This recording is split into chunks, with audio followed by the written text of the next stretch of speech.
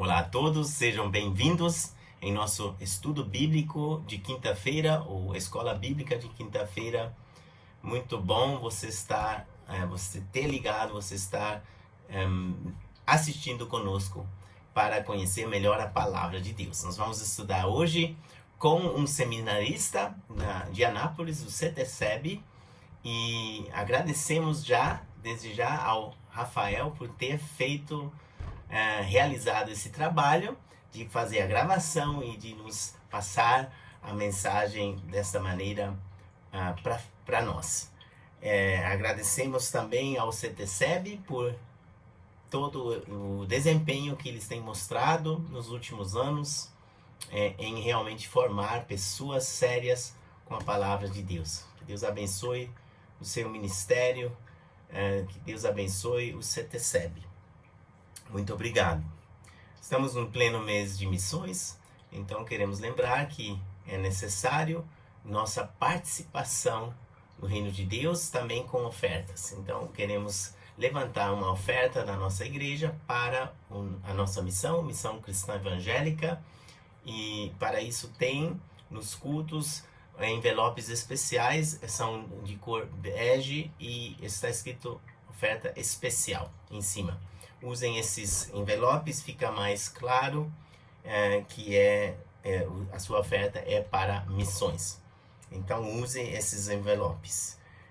Domingo vai ser culto normal, vai ter a coleta para missões às 19 horas, dia 20 de setembro. Dia 27 de setembro, o último domingo de setembro, nós vamos ter a nossa ceia e vamos começar uma hora antes, às 18 horas.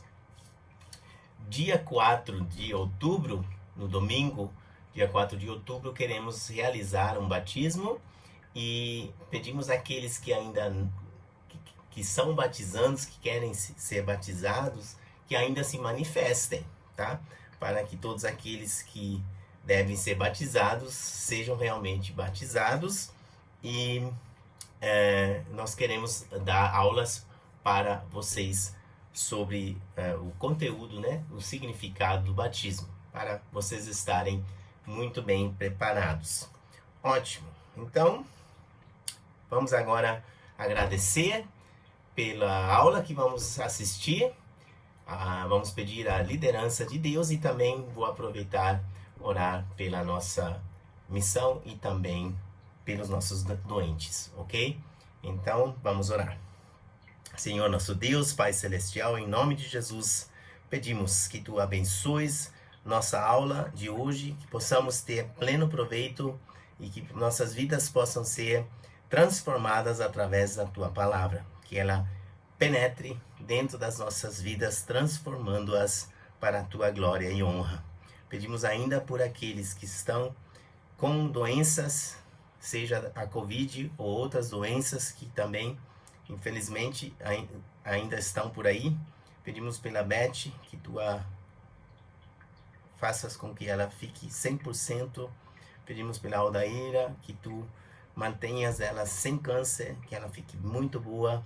E obrigado pelo fortalecimento dado a ela. Pedimos pela MCE, pela Missão Cristã Evangélica, que Tu a abençoes ricamente, especialmente todos os que estão trabalhando na administração, pastor Glauco, mas também aqueles que estão já se preparando, que estão fora como missionários, ou aqueles que estão se preparando. Esteja com cada um deles.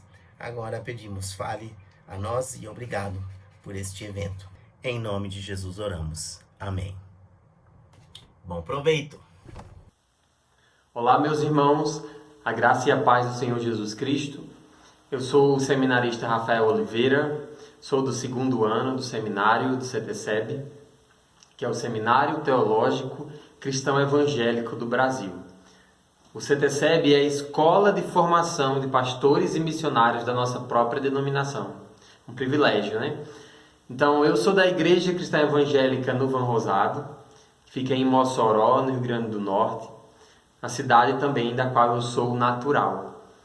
Para os que desejam saber um pouco como eu cheguei no CETESEB, eu vou resumir um pouco da minha jornada até aqui. Eu fui aluno do CDM, que é um curso proporcionado pelo seminário, que é o curso teológico por módulos, por 4 anos. E eu estive envolvido sempre servindo na minha igreja de alguma forma. A maior parte desse serviço foi com jovens. E em janeiro de 2017, eu fui para um projeto missionário no sertão da Paraíba. E desde lá, Deus tocou o meu coração para um serviço integral a Ele. Em 2018, eu me formei em Engenharia de Produção na Universidade Federal e, junto à liderança da minha igreja, iniciei o processo de envio para vir para o seminário. No ano passado, eu iniciei o seminário com o curso O Discípulo. E desde então, Deus me dá convicções ainda mais profundas do chamado ministerial. Por isso eu quero dizer que é um privilégio e um prazer imenso poder servir vocês através do ensino bíblico, que é uma área que eu amo muito e que é importantíssima para o crescimento e para a edificação da Igreja de Cristo. Mas, desviando o foco, indo para o que de fato importa, que é o nosso estudo bíblico essa noite, eu peço que você abra comigo no Evangelho de Mateus, no capítulo 5. Nós vamos ler dos versos 1 a 3. O Evangelho de Mateus, capítulo 5, 1 a 3, vai dizer o seguinte: Vendo Jesus as multidões, subiu ao monte, e como se assentasse, aproximaram-se os seus discípulos. E ele passou a ensiná-los, dizendo: Bem-aventurados os humildes de espírito, pobres de espírito em outras versões, porque deles é o reino dos céus. Eu dei como tema esse estudo a felicidade através da humildade. O nosso alvo através desse estudo é que, ao terminá-lo, você possa compreender qual é a importância da humildade de espírito para uma vida cristã saudável, tanto no seu relacionamento pessoal com Deus, como no relacionamento com os seus irmãos, com o próximo. Para que a gente possa compreender esse texto, a gente precisa entender o contexto desse texto. O Evangelho de Mateus, ele foi escrito para judeus, a fim de demonstrar para esses judeus que Jesus estava qualificado e cumpria as exigências estabelecidas no Antigo Testamento para que ele fosse o Messias prometido de Israel. Os judeus sonhavam com um reino dos céus aqui na terra, um reino terreno e político, onde eles poderiam governar e dominar os seus inimigos.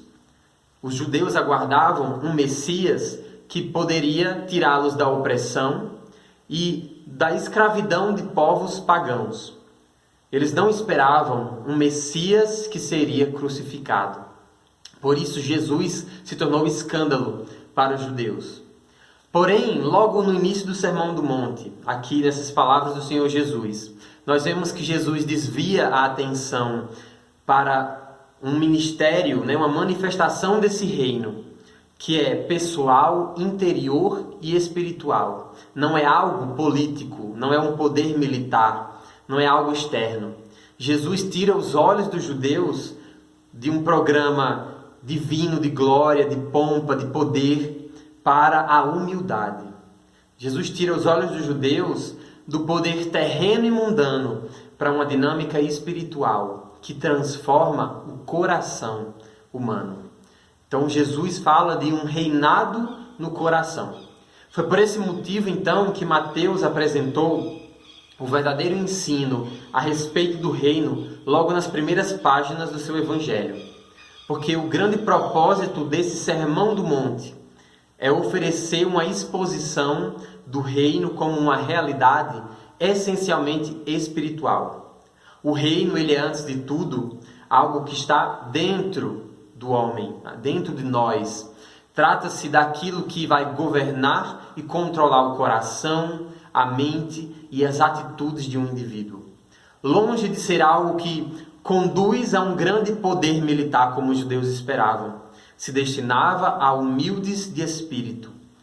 É interessante aqui que Mateus, no capítulo 4, ele vai relatar que Jesus iniciou o seu ministério na região da Galileia, conhecida também como Galileia dos Gentios. E os gentios eram um povo, e a Galileia um lugar, que era desprezado pelos judeus. por serem exatamente um povo que não tinha conhecimento de Deus.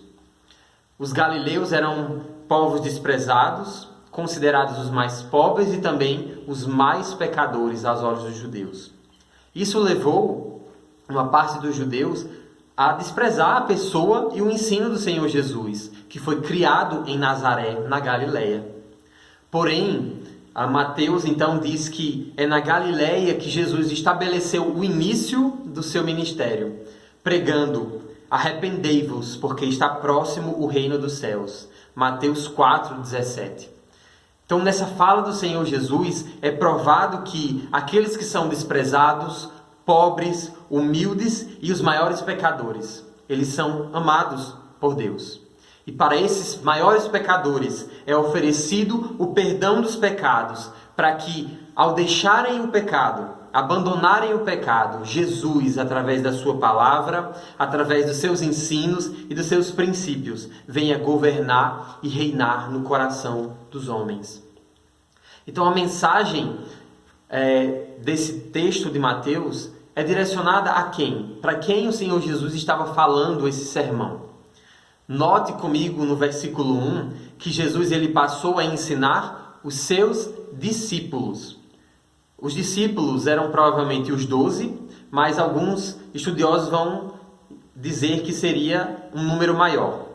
Só que a gente precisa observar aqui é que essas pessoas que estavam ouvindo eram os discípulos mais próximos. Muitas multidões seguiam o Senhor Jesus. Multidões ouviam o Senhor e foram curadas por Ele. Mas isso não quer dizer que todos eles eram discípulos próximos. Veja que a atitude dos verdadeiros discípulos foi de aproximação para ouvir. Eles se aproximaram. A gente vê isso no verso 1. Aqui a gente já pode aplicar para nós que um discípulo verdadeiro, uma atitude desse discípulo é que ele se aproxima do Senhor Jesus para ser ensinado. O discípulo de Jesus, ele vai ser sempre alguém que se preocupa em viver em obediência a Deus. Ele é uma pessoa que vive consciente de que está na presença de Deus. O mundo, ele não vive na presença de Deus. E essa é uma das diferenças notáveis entre quem é crente e quem não é. O crente, ele é alguém cujas ações são guiadas e também medidas pela relação que ele tem com o próprio Deus. O crente, por assim dizer, não é livre agente, ele não é livre para agir. Antes, ele é um filho de Deus. E em função dele ser filho de Deus, tudo o que ele faz com o intuito de ser agradável aos olhos do Senhor. Sendo assim, o Senhor Jesus estava falando a um público íntimo, a pessoas que se arrependeram de seus pecados, abandonaram os seus pecados e passaram a viver em santificação, seguindo os ensinos do Senhor Jesus e vivendo em obediência para a glória de Deus. Essa é a marca e a vida do verdadeiro discípulo. Nisso temos a diferença essencial entre quem é crente e quem não é. Provavelmente você já ouviu a expressão católico não praticante. E para nossa infelicidade, isso também já se encontra na igreja evangélica brasileira. Evangélicos que não são praticantes, cristãos nominais. Mas eu não me preocupo porque eu sei que dentro da ICE Vida Nova não existe esse tipo de irmão. A última observação sobre o discípulo, que é importante a gente ter em mente, é que não foi recomendado aqui: vivam desse modo e vocês vão se tornar discípulos. Pelo contrário, nós somos ensinados que, visto que vocês são discípulos de Cristo, vivam desse modo. Sejam humildes de espírito. É desse modo que os cristãos devem viver. Assim é que se espera que eles vivam. Sabendo então que o Senhor Jesus falou para cristãos confessos, pessoas que se arrependeram dos seus pecados e confiam no Senhor, nós precisamos entender aqui as palavras do Senhor no verso 3. O Senhor vai iniciar dizendo, bem-aventurado. A palavra bem-aventurado, o sentido dela aqui é de alguém que é muito feliz. A expressão usada pelo Senhor Jesus, então, diz respeito a uma pessoa, alguém que é feliz. E o pregador desse sermão não é ninguém menos do que o próprio Senhor Jesus, aquele que detém toda a verdade, aquele que é o caminho, a verdade e a vida. O Senhor Jesus, diferente de muitos pregadores de hoje em dia, ele não vai excluir o fato de que o homem busca felicidade aqui e agora. Jesus nos criou e ele sabe que nós queremos encontrar a felicidade. E a própria Escritura vai dizer que ele colocou a eternidade nos nossos corações, em Eclesiastes 3:11. Sendo assim, dificilmente nós vamos ser felizes e satisfeitos com as coisas terrenas, com as coisas temporais e limitadas. Os prazeres daqui não podem nos proporcionar a felicidade eterna, planejada e tensionada por Deus ao criar a humanidade. Por isso, o Senhor Jesus ele vai começar esse sermão do monte, discipulando os valores pessoais dos seus seguidores mais íntimos. O problema não está em buscar felicidade, mas é buscar a felicidade nas coisas erradas. Ele também não vai excluir a felicidade na presente era. Jesus não está dizendo que nós só seremos felizes na eternidade. Ele diz, bem-aventurados são. Ou seja, quando o reino de Deus é estabelecido no coração do homem, quando Jesus reina no coração do homem, e ele vai redirecionar os nossos amores. E nós podemos desfrutar no presente, na presente era, a verdadeira felicidade. Portanto, o Senhor Jesus está abrindo um caminho para a verdadeira felicidade através dos seus ensinos. A felicidade, onde ela está? Ela está no sucesso? Ela está no dinheiro? Ela está na fama? Nos prazeres? Nas conquistas? Talvez na cultura? Está no reconhecimento? Está na felicidade? Onde ela está? Onde está essa felicidade? Onde nós podemos encontrá-la? Salomão, ele é um exemplo bíblico da busca da felicidade.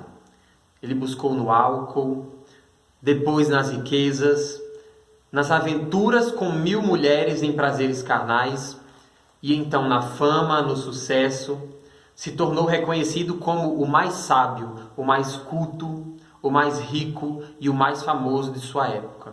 E por fim, descobriu que tudo isso era vaidade. Buscou em muitas coisas e todas elas não produziram nenhum significado para Salomão. Logo, retornando ao Sermão do Monte, o Senhor Jesus, nesse versículo aqui, ele começa a discipular o mais interior dos seus discípulos, o coração. Nós precisamos ver claramente que crente e não crente são totalmente diferentes quanto ao que admiram. Eu convido você a abrir um site de notícias, ou Instagram, ou Facebook, alguma rede social, e ver ali quais são as pessoas que são mais admiradas. Repare nas pessoas que são mais seguidas e mais curtidas. Veja a vida delas. Não podemos achar algo mais distante da felicidade que o Senhor Jesus está ensinando aqui, do que aquilo que atrai, aquilo que admira o homem natural, o homem mundano. O que atrai a admiração do homem carnal, mundano, natural, é totalmente oposto ao que torna um discípulo do Senhor Jesus feliz. Então, o homem natural, ele vai apreciar a autoconfiança, ele aprecia aquele que é arrogante, ele aprecia uma autoexaltação, se elevar, ter um conceito elevado de si mesmo, ele aprecia a vaidade, ele aprecia o orgulho, a soberba, o ser dono do próprio nariz. Isso são coisas que nós podemos ver na nossa sociedade como admiradas pelos não crentes. Então, o que é aqui o humilde ou pobre de espírito? J.C. Ryle, que é um teólogo, ele vai dizer que o Senhor Jesus está falando que esse pobre de espírito é alguém humilde, alguém que é modesto quanto ao seu autoconceito, alguém que é auto-rebaixado. Eu não elevo o meu conceito sobre mim mesmo, sobre eu mesmo. Ele apontava para os que estão profundamente convictos da sua pecaminosidade diante de Deus. O pobre de espírito é alguém que se reconhece totalmente pecador diante de um Deus santo. Se refere àqueles que não são sábios aos seus próprios olhos e prudentes ao seu próprio conceito. São pessoas que não se conduzem pelos seus próprios pensamentos, pelos seus próprios planos ou pelo seu próprio conceito do que é melhor. Eles não se consideram ricos e abastados, como o Senhor Jesus fala à igreja de Laodiceia. Pelo contrário, ele se considera pobre, totalmente esvaído de riquezas. São pessoas que não ficam fantasiando que não precisam de nada. Pelo contrário, elas reconhecem totalmente a sua necessidade diante de Deus. São pessoas que se consideram infelizes, miseráveis, pobres, cegos e nus. Esse é o pobre de espírito. No alfabeto do cristianismo, a humildade, a pobreza de espírito é a primeira letra. Nós devemos começar bem por baixo, se a gente quiser atingir grandes alturas espirituais.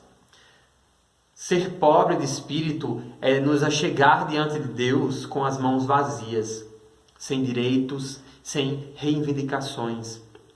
É chegar ao Senhor e dizer: Senhor, eu necessito da sua ajuda e do seu socorro. Eu sou pobre, eu nada tenho, e o Senhor tem todas as coisas em suas mãos. Não somos, meus irmãos, merecedores de nada.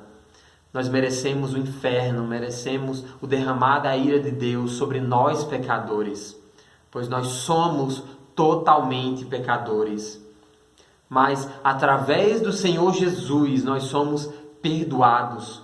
Nós somos libertos do domínio do pecado. Não somos mais escravos do pecado e nós podemos viver uma vida que agrada a Deus. Uma vida intencionalmente para a sua glória, pois foi para isso que nós somos criados. O bem-aventurado aqui, no sentido original, a palavra grega é pitokos. Na minha terra, em Mossoró, a gente tem uma palavra parecida que seria pitoco, usada para coisas pequenas, para coisas minúsculas. Então, no grego, inclusive, o pobre de espírito se parece com essa palavra. Então, pitokos significa alguém que é reduzido à pobreza, alguém que é mendigo, que pede esmola, que não tem riqueza, influência, posição, que não tem honra. É alguém que é totalmente necessitado em todos os sentidos. Sendo assim, o pobre de espírito, ele é um mendigo que tem total necessidade. Jesus então nos ensina: feliz é o homem que reconhece a sua pobreza espiritual e coloca toda a sua confiança em Deus.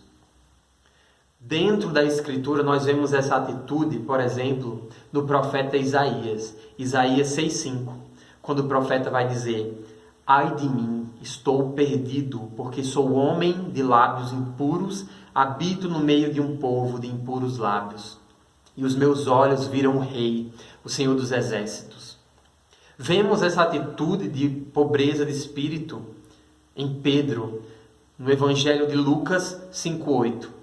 Numa situação onde o Senhor Jesus promove uma pesca miraculosa e Pedro se prostra aos pés de Jesus dizendo: Senhor, retira-te de mim, porque sou pecador.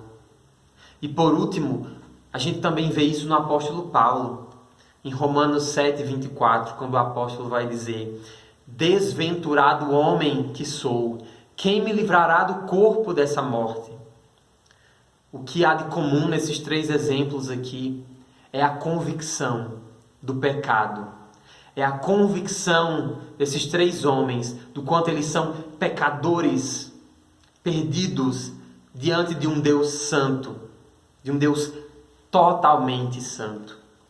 Portanto, meus irmãos, Em Cristo e somente em Cristo, nós somos não mais infelizes, nós somos felizes. Não somos mais miseráveis, somos satisfeitos em todas as coisas. Não somos mais pobres, mas ricos. Não somos mais nus, nós somos vestidos com vestes brancas, purificadas pelo sangue do Cordeiro, sem mácula. E nós não somos mais pessoas cegas, mas nós vemos a vida com os olhos da verdade, com os olhos do próprio Deus. Portanto, a humildade ou pobreza de espírito é uma característica primária, ela vem primeiro e ela é fundamental no crente, naquele que é um cidadão do reino dos céus. E todas as demais características que são relatadas no Sermão do Monte, elas são resultantes dessa primeira qualidade. Ou seja, eu sou pobre de espírito para ser cheio de outras qualidades. Então, por que eu e você devemos ser pobres de espírito? Porque nós precisamos começar um relacionamento com Deus em esvaziamento. Nós não podemos ser cheios do Espírito de Deus enquanto nós não formos primeiramente esvaziados. Como é que Deus vai te encher se você está transbordando de você mesmo? É impossível ser cheio de Deus se você está transbordando do seu ego. Não se pode encher de vinho novo um odre cujo conteúdo ainda não tenha sido despejado. Mateus 9:17. O Evangelho sempre vai exibir essas duas facetas. É preciso esvaziar para encher. É preciso morrer para viver. É preciso quebrar, destruir para poder moldar. É preciso destruir, derribar para poder edificar. Nesse sentido, é uma parte essencial do Evangelho o fato de que a convicção de pecado ela deve anteceder a conversão. O Evangelho de Cristo ele condena o pecador antes de torná-lo livre.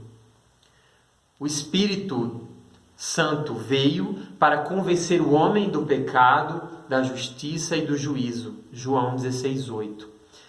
Então, antes de recebermos o Senhor Jesus, antes de compreendermos, antes de sermos livres do pecado, nós somos convencidos de que somos pecadores.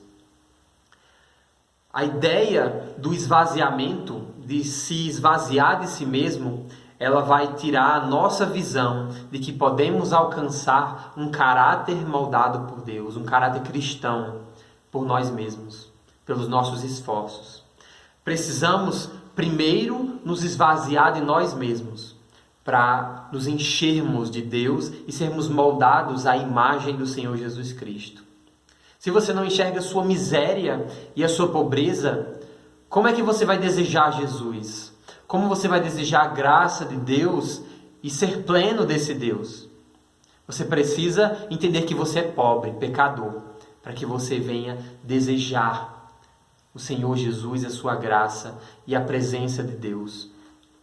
Um indivíduo que já viu a si mesmo como um pecador vil e culpado diante de Deus, ele sabe que a única esperança do céu que lhe resta é que o Senhor Jesus o perdoe gratuitamente. A verdadeira felicidade, ela consiste em desfrutar a presença de Deus na face de Jesus Cristo, que é o nosso Senhor e Salvador. O Senhor Jesus Cristo morreu a fim de nos capacitar a viver o Sermão do Monte. Ele morreu, mas com que finalidade? A fim de nos perdoar de toda iniquidade e purificar para si mesmo um povo exclusivamente dele, zeloso de boas obras. Diz Paulo em Tito 2,14. O que Paulo quis dizer com essas palavras? Ele quis dizer que o Senhor Jesus morreu com o intuito de que agora nós pudéssemos colocar em prática os princípios do Sermão do Monte, através da morte do Senhor Jesus, através do fato de que nós somos purificados do pecado, agora nós podemos viver uma vida nos princípios dele. Podemos viver uma vida transformada, uma vida para a glória de Deus.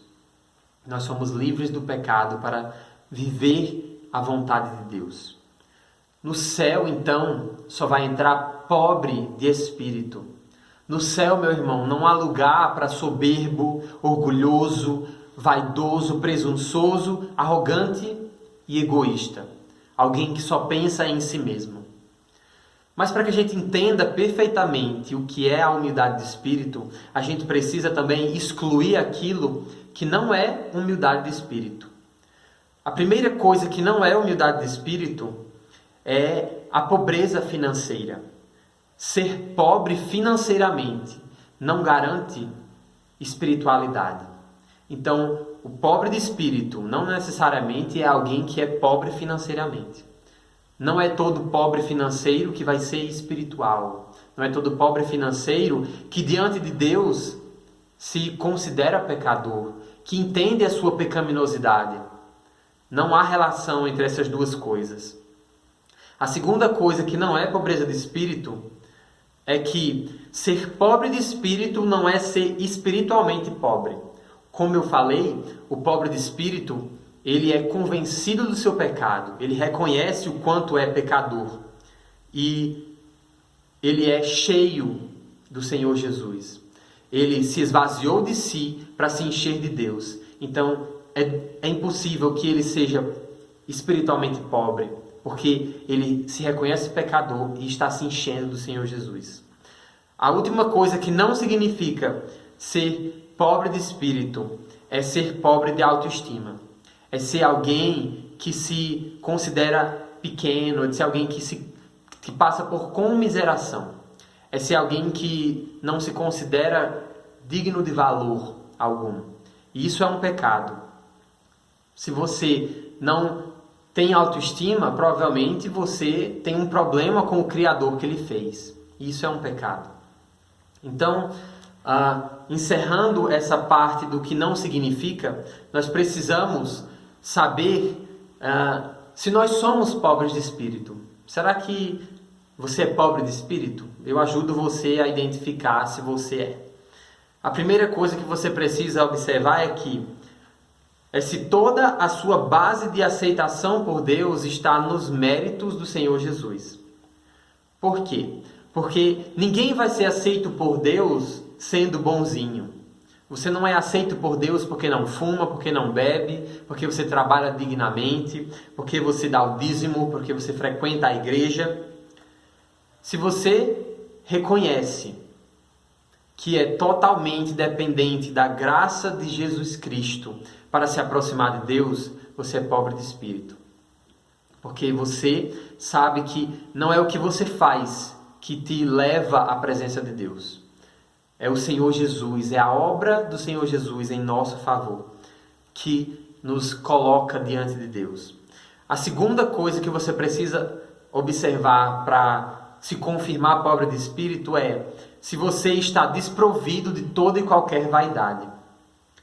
Os fariseus são o maior exemplo de vaidade diante do Senhor Jesus. Eles achavam que, pelo fato de cumprirem a lei, eles eram salvos. Então eles pensavam, eu vou ser correto na lei, eu vou ser obediente, e Deus vai me receber. Porque eu sou bom, eu sou justo, eu sou reto. E eu sinto dizer, meu irmão, que você não tem nada diante de Deus, assim como os fariseus não tinham. Porque as nossas obras diante de Deus são como trapo de imundícia. Isaías 64:6. Somente e só a obediência de Jesus no nosso lugar nos torna aceitáveis diante de Deus. Para a gente finalizar essa compreensão da humildade, a gente precisa olhar o maior exemplo de humildade na Escritura.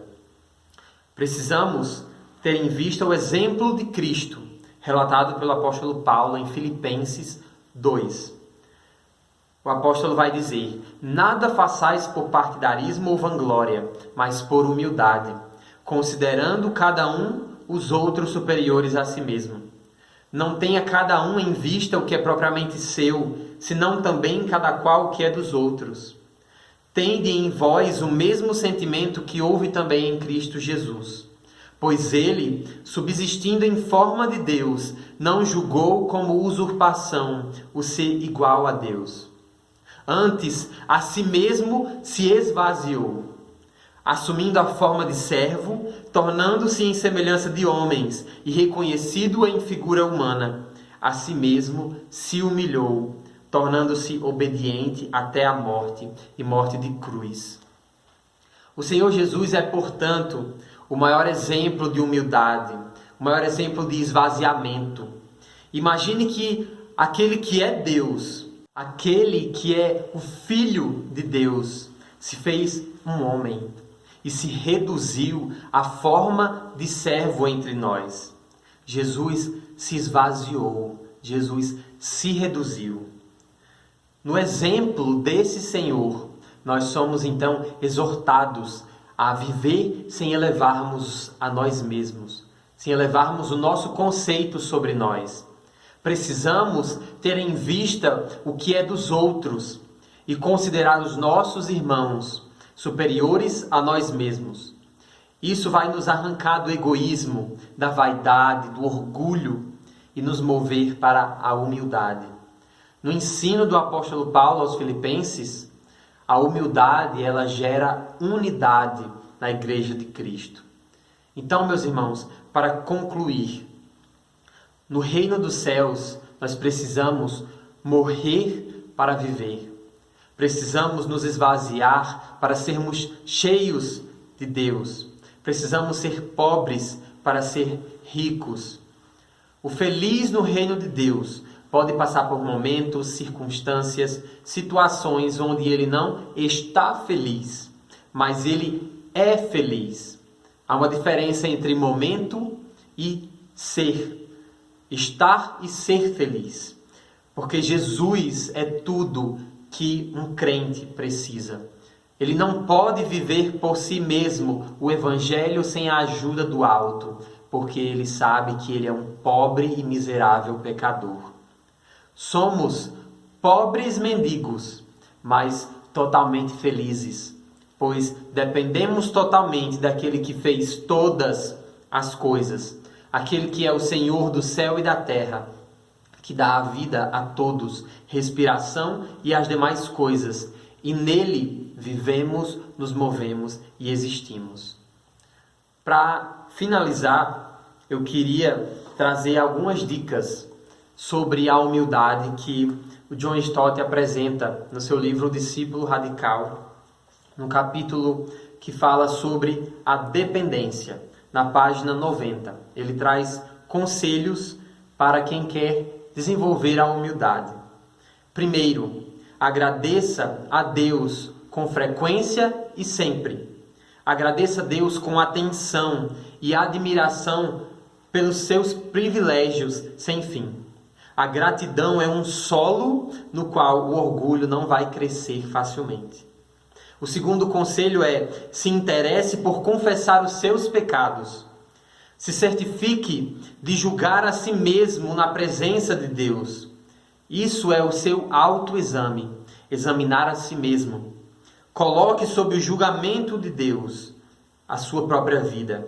Isso é a sua confissão, é a confissão dos seus pecados. O terceiro conselho é: esteja pronto para aceitar humilhações, à semelhança do Senhor Jesus, pois elas podem doer terrivelmente, mas elas vão te ajudar a ser humilde. Pode ser que sejam humilhações significantes, mas aceite-as. Pode ser que sejam humilhações maiores. Tudo isso pode ser uma oportunidade para estar um pouco mais próximo do nosso crucificado e humilde Senhor. O quarto conselho é: não se preocupe com status. Só existe um status com o qual o nosso Senhor nos ordena a estar preocupados. É o status de proximidade dele mesmo. Nenhum status terreno é importante. Somente o status de estar próximo do Senhor Jesus. O quinto e último conselho é: use seu senso de humor. rir das coisas, rir dos absurdos da vida, rir de si mesmo e dos seus próprios absurdos. Nós somos, todos nós, criaturas infinitamente pequenas e insignificantes dentro do universo de Deus. Então, meu irmão, eu espero que esse estudo possa estar bem compreendido a sua mente, que o Senhor possa aplicar essa palavra ao seu coração. E para isso eu queria orar, finalizando. Oremos então. Senhor, nosso Deus e eterno Pai, nós louvamos e bendizemos o Senhor por essa oportunidade que temos de estudar a Tua Palavra. Obrigado por esse ensino maravilhoso e esclarecedor e transformador do Senhor Jesus, o nosso Senhor e Salvador. Humildemente nós reconhecemos o quão somos pecadores diante da Tua presença, Pai, e que necessitamos da Tua graça, necessitamos do Senhor para nos fazer humildes, para nos fazer pessoas que obedecem a Tua palavra, pessoas que Te agradam. Precisamos do Senhor. Ajuda a mim e aos meus irmãos a desenvolvermos a humildade de espírito, a reconhecermos que somos pobres e dependermos exclusivamente do Senhor através da mediação do Teu Filho Jesus Cristo. Amém. Deus o abençoe, meu irmão, e até mais.